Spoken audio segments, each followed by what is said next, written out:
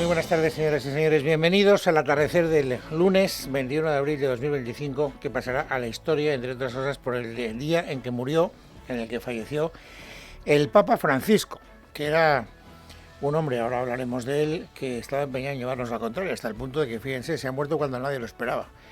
Todos creíamos, o por lo menos yo creía, algunas personas seguramente tenían más fe que yo, pero vamos, yo pensaba que se iba a morir en la clínica Gemelli. Saben ustedes que estuvo ingresado durante más de un mes y que pasó momentos críticos. Hemos sabido que hubo un momento en que estuvo muy cerca de la muerte. La verdad es que nadie dábamos un duro por él porque se le veía muy agotado. Y sin embargo sobrevivió y salió.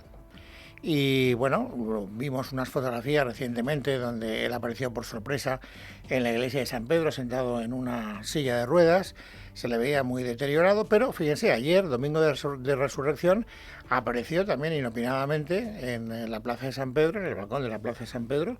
Incluso luego se dio un paseo entre la gente en el papamóvil y parecía que estaba recuperado. No diré que estaba bien, de todas cosas, porque ahora recordaremos la voz, habló muy poquito y se veía que era una voz muy cascada, muy fatigada, de un hombre que estaba ya con 88 años en el tramo final de su vida. Pero si lo comparamos con lo que pensábamos que iba a ocurrir durante el tiempo que estuvo ingresado en la clínica Gemelli, pues pensábamos que había pasado lo peor y sin embargo va y se muere. O sea, que nos lleva a la contraria y se muere cuando nadie lo esperaba, o cuando casi nadie lo esperaba, a las 7:35 de la mañana se ha muerto. Parece ser que de un ictus, aunque habrá que esperar para que se confirmen todos estos datos, que de momento solo son conjeturas sin confirmar. Bueno, deja un legado que sin ninguna duda pues va a ser objeto a partir de ahora de muchos análisis y además de muchas controversias, porque este es un papa que ha levantado mucha admiración y muchas simpatías y también, por qué no decirlo con toda franqueza, también mucha incomprensión, y ha dividido la Iglesia. Y todo el mundo sabe que hay un sector en la Iglesia, un sector más tradicional, más conservador, llámenlo ustedes como quieran, que incluso ha planteado documentos firmados por cardenales, por media docena de ellos, en los que estaban bastante en desacuerdo con el desarrollo de algunos de los 5 sínodos que convocó el Papa Francisco, porque él no ha rehuido ninguno de los debates, digamos, de fondo de la Iglesia. Por eso es un Papa tan controvertido. Él ha hablado, por ejemplo, de administrar la comunión a los divorciados y vueltos a casar. Él ha hablado de bendecir a las parejas de homosexuales, él ha hablado de la incorporación de la mujer a los debates sinodales con derecho a voto, lo cual también provocó un desgarro entre aquellos cardenales que creían que eran los propios cardenales, era el propio colegio sinodal el único que tenía capacidad de votar. Él habló de, en fin, algunas otras cuestiones muy controvertidas. Incluso se llegó a plantear la posibilidad de establecer el sacerdocio femenino, aunque es verdad que luego él dijo que el asunto no estaba maduro. Bueno, esas controversias dentro de la Iglesia a él le han llegado a decir afirmaciones muy rotundas que yo creo que subrayan ese carácter, digamos, de controvertido.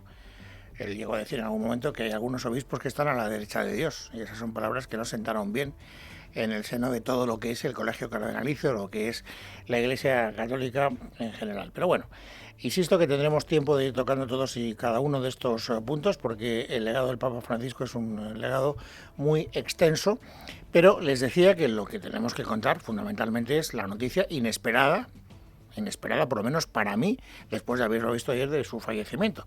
Es verdad, les decía, ayer habló muy poquito, apareció, se dejó ver, la voz era muy cascada, y lo último que vamos a poder escuchar nunca del Papa Francisco es esta bendición.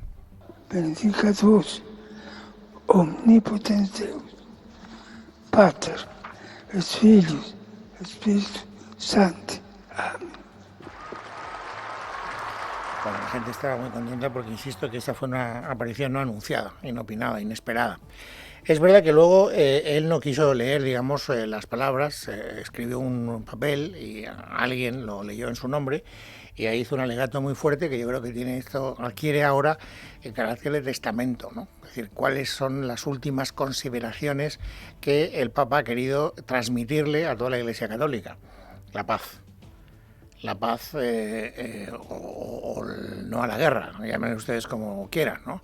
Habló de Gaza, habló de Ucrania, habló de los conflictos armados, habló del rearme como un camino que él no aconsejaba, etcétera, etcétera. Y esto, naturalmente, vuelvo a repetir, también forma parte de la controversia de lo que ha sido el papado de Francisco. A las... no sé qué hora era. Aquí tengo a Noé, que es mucho más puntual que yo. ¿A qué hora se ha anunciado? A las 10 de la mañana. A las 10:38 ha comparecido el Camarlengo. A las 10 menos 10 conocíamos la noticia. Bueno, pues a las 10 ha aparecido el Camarlengo, que por cierto, él es irlandés. Vive en Estados Unidos, pero estudió en Salamanca. ¿Por qué lo digo? Porque ha hablado en castellano en un momento determinado, al dar la noticia de la muerte. ¿Y por qué un irlandés afincado en Estados Unidos sabe español? Porque estudió en la Pontificia de Salamanca.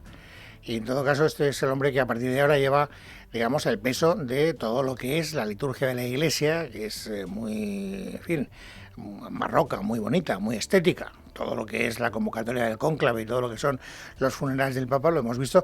Una película reciente que estuvo nominada para el Oscar, desde mi punto de vista de manera injusta, que es Cónclave, donde se cuenta de manera muy bien, aunque yo recomiendo Las sandalias del pescador, que es infinitamente mejor como película, y donde también se ve esa liturgia que a partir de ahora se va a escenificar en el Vaticano. Bueno, pues el Camarlengo, el irlandés, el afincado en Estados Unidos, que se llama Kevin Farrell, me parece que es, lo anunciaba a las 10, me dice Noé, de esta forma. Con profondo dolore devo annunciare la morte del nostro Santo Padre Francesco. Destinia te lleva a República Dominicana. Si buscas una experiencia inolvidable llena de playas de ensueño, sabores exquisitos, aventuras al aire libre, ritmos musicales y descubrir la rica y variada cultura dominicana, no esperes más y descubre sus inolvidables rincones y sus fascinantes costas tropicales. Ven y saborea el paraíso con Destinia. Ore 7:35 di questa mattina, il vescovo di Roma Francesco è tornato alla casa del Padre. La sua vita tutta intera è stata dedicata al servizio del Signore e della sua Chiesa. Ci ha insegnato a vivere i valori del Vangelo con fedeltà, coraggio e amore universale, in modo particolare a favore dei più poveri ed emarginati. Bueno, esta referencia a los pobres y a los marginados, a los más desfavorecidos, es una constante que hoy se ha repetido. Ahora hablaremos de las reacciones, que no dejan de ser un poco pintorescas, tal y como yo las entiendo, pero no quiero adelantar acontecimientos.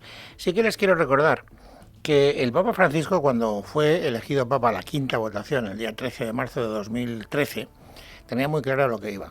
Lo digo porque al día siguiente, el 14 de marzo de 2013, nosotros tuvimos la oportunidad de entrevistar a Francesca Ambrogetti, que era la autora de una biografía de Francisco antes de que fuera Papa, naturalmente, porque él había sido, como saben, arzobispo de Buenos Aires, y él tenía allí, era cardenal, y tenía naturalmente una tradición bonaerense muy conocida.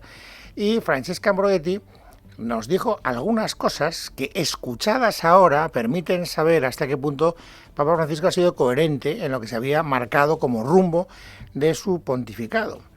Para empezar, yo le pregunté, me acuerdo perfectamente porque era muy llamativo, él sustituía, saben, bueno, esto ya no lo he recordado porque todos lo tenemos en la memoria, él ha sido también histórico porque ha sido uno de los pocos papas que ha coexistido con un papa emérito pero vivo, porque saben ustedes que Benedicto XVI renunció al pontificado, cosa que no había ocurrido hasta 600 años antes, y que por lo tanto ahí se producía una especie de extraña bicefalia a la que los católicos no estábamos muy habituados.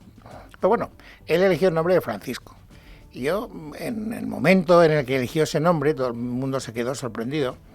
Le pregunté a Francesca Ambrogetti si eso podía tener alguna relación con San Francisco de Asís, porque él le tenía mucha devoción, o con San Francisco Javier, o con San Francisco de Borja, que eran jesuitas, porque él ha sido el primer papa argentino y jesuita, las dos cosas. Y fíjense, en la respuesta de Francesca Ambrogetti ya había algo de premonición. Yo creo que es una mezcla de ambos, lo creo yo, no ha sido dado todavía, creo, oficialmente la explicación. Ya lo sabremos, pero es una mezcla de antes y creo que es un absoluto símbolo de lo que va a ser su papado. Una mezcla de compromiso por los pobres, de también un papado, de un papa pensante, va a ser un papa pensante, un papa intelectual. Creo que eso, el nombre no es casual. Bueno, fíjense, esta entrevista está hecha el 14 de marzo de 2013. Todavía no se habían cumplido ni 24 horas desde la fumata blanca, que salió a la quinta, como les acabo de recordar.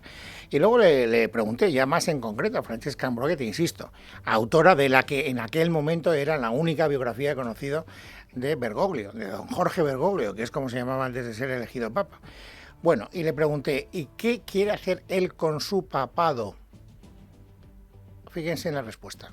Él busca una iglesia que sale al encuentro de la gente, una iglesia no autorreferencial, una iglesia misionera. Creo que los cardenales al votar a él han apostado a eso. Bueno, una misa misionera. Él acuñó los primeros días o primeros meses de su papado un término que creo que define bastante bien lo que era su intención. Él habló del hospital de campaña. La iglesia tiene que ser un hospital de campaña. Hay mucha gente malherida en la sociedad actual y la iglesia tiene que actuar de hospital donde esa gente herida pueda sanar sus heridas, independientemente de cuál sea el origen de esas heridas o cuál sea la situación de las personas que acuden a ese hospital de campaña. Yo creo que él ha sido bastante coherente con esa posición, me da a mí la sensación. Esta es una idea general. Es verdad que, insisto, él tenía una idea preconcebida también como contradictor. Me encantaba llevar la contraria, es que era de Buenos Aires, era argentino y esto no se puede evitar, ¿no? Pero fíjense que fue el primer papa que no se puso las zapatillas rojas, el primer papa que no se puso la capa. Yo recuerdo perfectamente, estaba en esta casa, ya haciendo, no me acuerdo en qué horario, la verdad, pero sí que recuerdo el día en que lo eligieron papa y él salió al balcón de la Basílica de San Pedro después de ser elegido y se quedó en silencio durante muchos segundos. La gente estaba desconcertada. Y luego habló muchas veces del silencio y habló muchas veces del ruido que caracteriza a esta sociedad. Y esto también se me quedó muy grabado porque me parece que también marca una impronta. Y luego ya, no les quiero ni recordar más, ustedes lo recordarán perfectamente, pero estamos evocando ahora la figura, el recuerdo del Papa Francisco en aquellos primeros momentos. Saben ustedes que no quiso vivir en la residencia del Papa, en el Vaticano, y se fue a la residencia de Santa Marta. O sea, a la gente le quedó muy desconcertada y hablaba de una reforma en profundidad de lo que era la curia, y hablaba de la corrupción, y hablaba de cosas que hasta ese momento pues nadie había abordado con tanta contundencia. Por eso desde el primer momento, insisto, el Papa Francisco no rehuyó para nada, digamos, lo que eran los compromisos básicos que él entendía que tenía que afrontar desde esa nueva responsabilidad. Bien, dicho lo cual, ya les digo que vamos a dedicarle mucho tiempo ya al Papa Francisco, vamos a recordar muchas de las cosas que dijo y de su biografía y de las valoraciones que otras personas con más fundamento que yo van a poder hacer de lo que ha sido su pontificado. Pero yo les tengo que contar ahora cómo ha reaccionado la sociedad española y no española, la civil y la eclesiástica. Y aquí es donde rescato la idea que les transmití hace un instante. Estoy un poco perplejo, lo reconozco, estoy perplejo. ¿Por qué?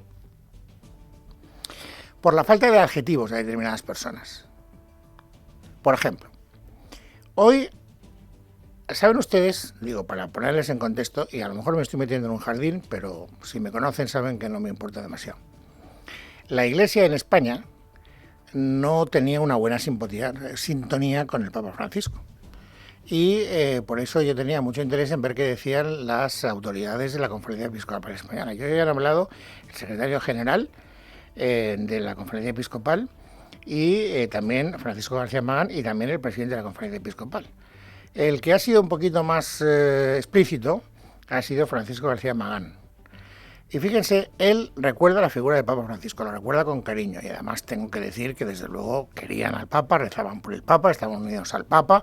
No quiero abrir aquí ninguna controversia especial, pero no llega demasiado lejos, en mi opinión, en la valoración de lo que ha sido su pontificado.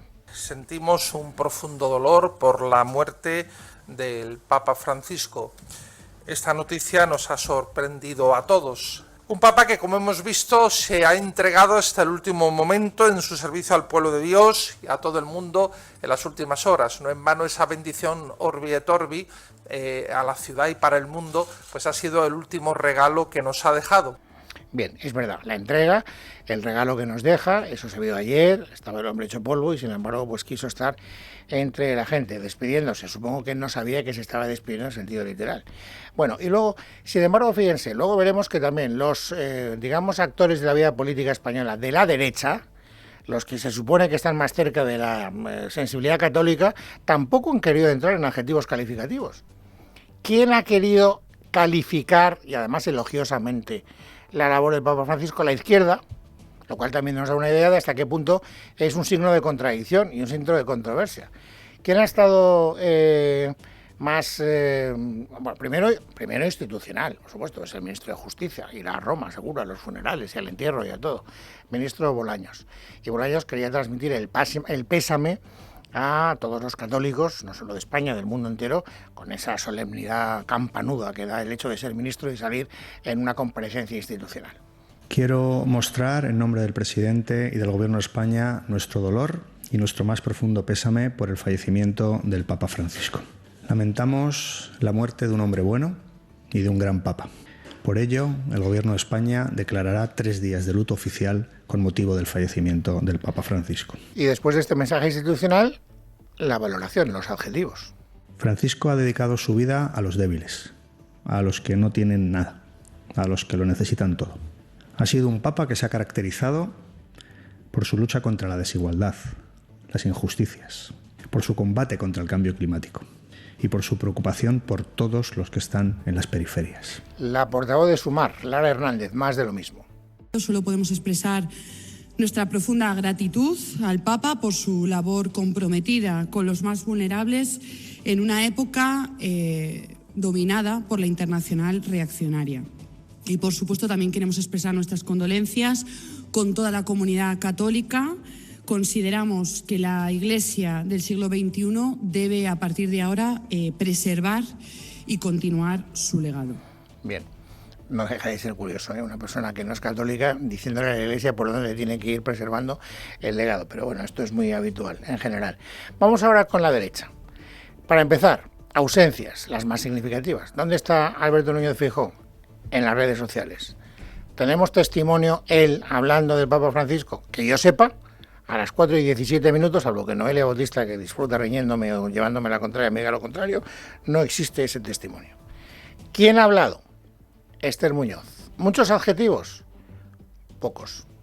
Desgraciadamente hoy es uno de los días más tristes para cualquier católico, porque ha fallecido el Santo Padre, y por eso quiero mostrar el respeto del Partido Popular a la figura de Francisco y mostrar nuestro pesar por su fallecimiento. Es un papa, el Papa Francisco, que ha servido a la Iglesia y al mundo desde sus convicciones y pensamiento. Y como dijo el presidente Feijóo, España no se entiende sin su alma católica, y esperemos que pronto se llene este vacío que deja la marcha del Santo Padre.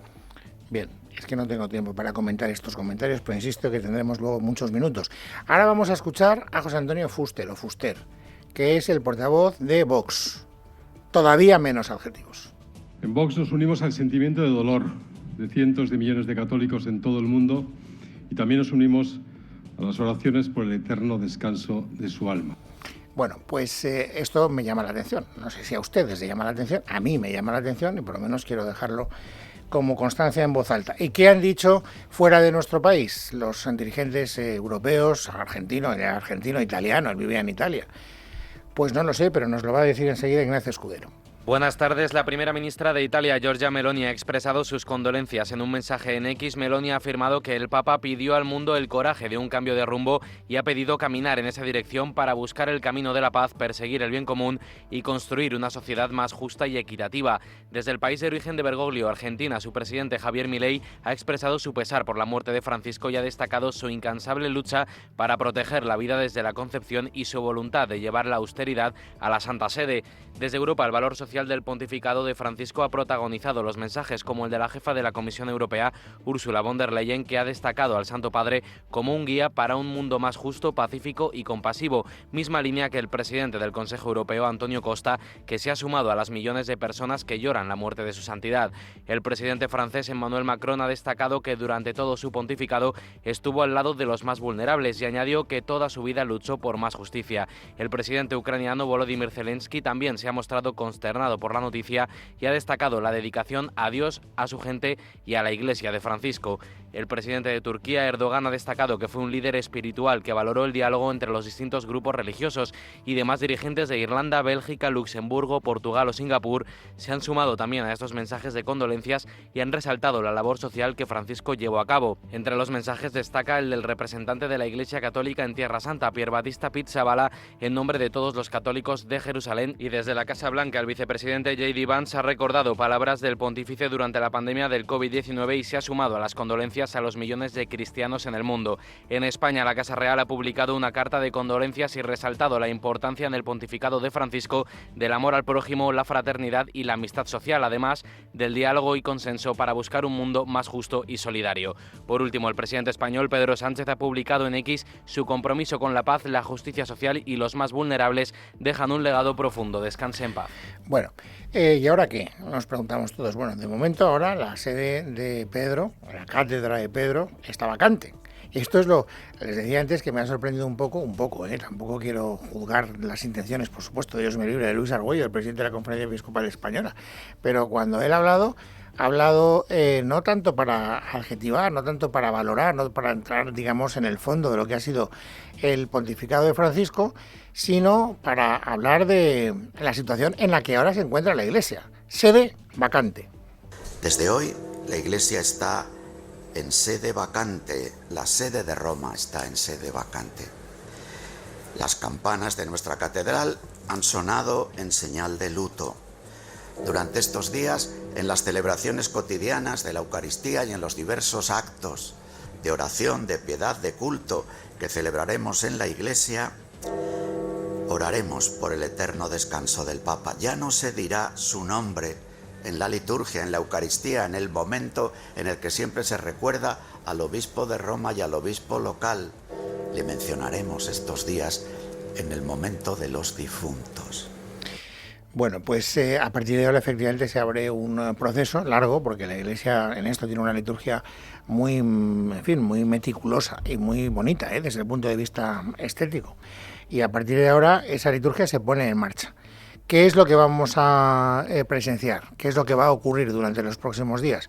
Pues algo que marca la liturgia vaticana y que, por resumirlo de una manera muy rápida, tiene 3 estaciones. Las cuenta Verónica Jorro.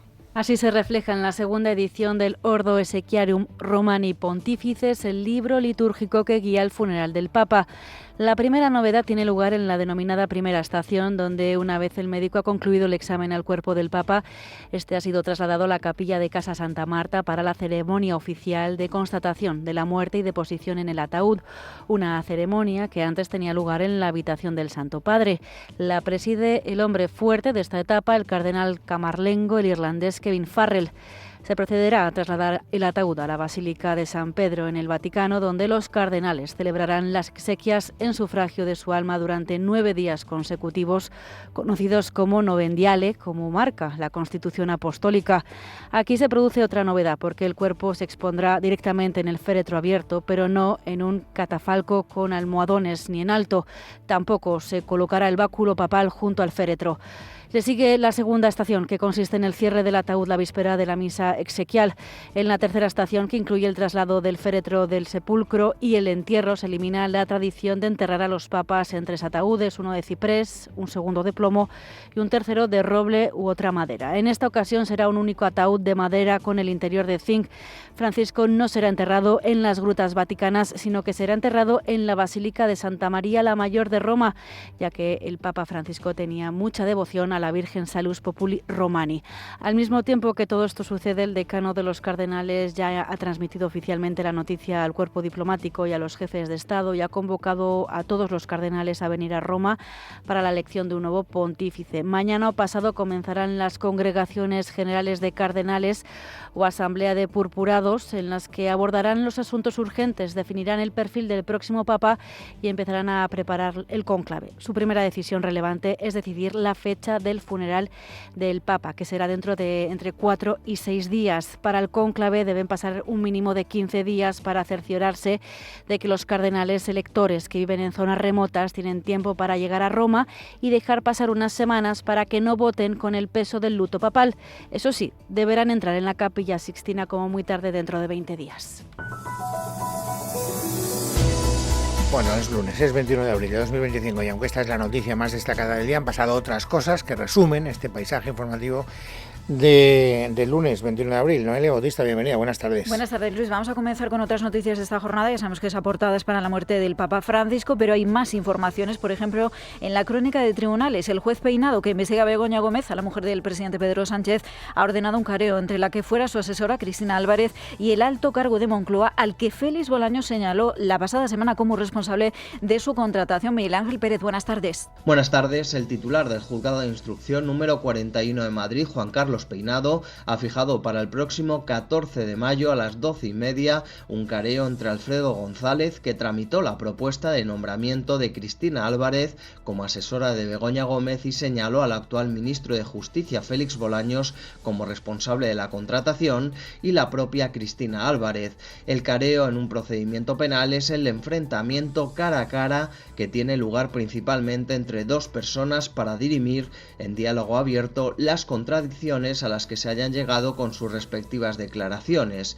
Peinado acuerda también para ese mismo día la declaración como testigo de Raúl Díaz Silva, el coordinador de personal de Moncloa en el año 2018, al que el actual ministro de Justicia, Félix Bolaños, identificó a petición del propio Peinado en su pasada declaración testifical del 16 de abril. Gracias, Miguel Ángel. Esto en el día en el que la juez que investiga al hermano del presidente David Sánchez también ha llamado a un nuevo testigo. Se trata de una de las aspirantes a la plaza de jefe de oficina de las artes escénicas de la Diputación de Badajoz que ocupó el hermano del presidente y que presta la declaración junto a él el próximo viernes. Esto en el día también en el que la Asociación de Fiscales ha pedido al fiscal general del Estado que se abstenga de proponer al fiscal que debe fijar criterios sobre el delito por el que está siendo investigado él mismo. Hablamos del puesto de fiscal de sala coordinador de delitos contra la administración pública, que deberá fijar criterios sobre los delitos, por ejemplo, como la revelación de secretos por la que está siendo investigado Álvaro García Ortiz. A él, la Asociación de Fiscales le ha pedido que no participe con el fin de que no comprometa más la imagen de esta institución. Vamos también con la economía, que también nos deja titulares. Hoy el ministro Carlos Crespo ha insistido en defender no solo el viaje de Pedro Sánchez a China, sino también la necesidad de un acercamiento al gigante comunista. Una visión que asegura que no es exclusiva de España. Dice el titular de Economía español que el vínculo con China responde a una visión común dentro de la Unión Europea. Tenemos que conseguir reequilibrar una relación que está ahora mismo, que es muy deficitaria para Europa con respecto a China. Yo creo que esto lo entiende todo el mundo y además que no es una aproximación únicamente española, es una aproximación europea. El comisario de Comercio estuvo allí hace apenas unas semanas, la presidenta de la Comisión estará allí también en unos meses. Hay que reforzar esta relación. Por cierto, que le preguntaban en Telecinco al ministro de Economía por la posibilidad de un pacto de Estado con el Partido Popular y ha confiado, decía, en que los de Núñez Feijóo apoyen la primera línea de respuesta a la guerra arancelaria iniciada por Donald Trump. Contesta la vicesecretaria popular Esther Muñoz. Nosotros, entre el partido y los intereses de los españoles, estaremos siempre con los intereses de los españoles, pero es muy difícil llegar a acuerdos de Estado con un gobierno como el que tenemos. Es muy difícil, que dice un día una cosa y al día siguiente la contraria, que se va a China sin consultar con nadie, va a Estados Unidos y le reprenden y dice ahí una cosa y aquí la contraria. Es muy difícil. Y por tanto nosotros hemos hecho lo que nos tocaba, presentarle un plan alternativo al Gobierno de España para trabajarlo. No han querido hablar absolutamente de ninguna de las propuestas que les hemos hecho. Y por tanto seguimos a la espera. Se antoja complicado, por tanto, el acercamiento entre el PSOE y el Partido Popular y tampoco parece que lo vaya a haber entre el PP y Vox, como ha reclamado el exministro Mayor Oreja a través de su plataforma. Le ha contestado el portavoz de Vox, José Antonio Fuster. Consideramos que el planteamiento de Neos, aunque bien intencionado, peca de una cierta ingenuidad, al no reconocer las profundas diferencias que hay entre el Partido Popular y Vox. La experiencia nos demuestra que cuando el Partido Popular ha tenido ocasión de gobernar, no solo no ha revertido las principales leyes socialistas, sino que en muchos casos las ha asumido o las ha mantenido intactas. Y hoy ha habido fuego cruzado en todos los partidos. Atentos al mensaje de Rita Maestre, en este caso dirigido a Podemos. Yo creo, repito, que para muchas personas de izquierdas desayunarse cada mañana con un insulto o una declaración de Iglesias, de Montero, de Belarra sobre un sindicato, sobre un periodista, sobre un hasta hace nada aliado político, sobre un colectivo social, en vez de sobre Putin, sobre la guerra comercial con Trump o sobre las amenazas de la extrema derecha en el mundo, pues es un poco incomprensible, francamente incomprensible. Esto lo dice Luis, la líder de Más Madrid en el Ayuntamiento de Madrid. Ya sabéis que Más Madrid está aglutinado dentro de Sumar y Sumar en estos momentos sigue llamando a esa candidatura de unidad de cara a unas posibles elecciones. Podemos ir dándole con la puerta en las narices. Efectivamente, contra el vicio de pedir, dice el refrán, está la virtud de no dar. Son, amigos, las 4:30, las 3:30 en la Comunidad Canaria. En casa de Herrero, Es Radio.